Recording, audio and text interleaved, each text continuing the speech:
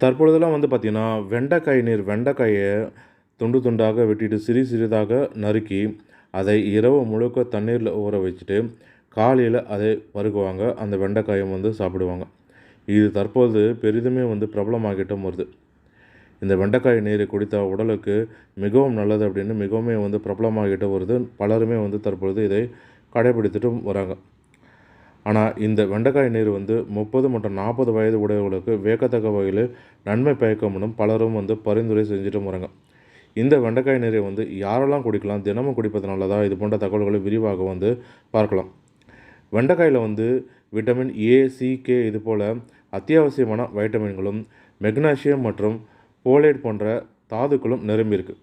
இது நமது உடல் வந்து வயதாக அந்த செயல்முறைக்கு ஏற்றாற்போல இது வந்து இன்னும் முக்கியத்துவமாக அமைகிறது இந்த குடிநீர். வெண்டைக்காயில ஃப்ளவோனாய்டுகள் மற்றும் பாலிபினால்கள் இருக்கு. இந்த ஆக்சிஜனேற்றி இருக்கிறதுனால ப்ரீ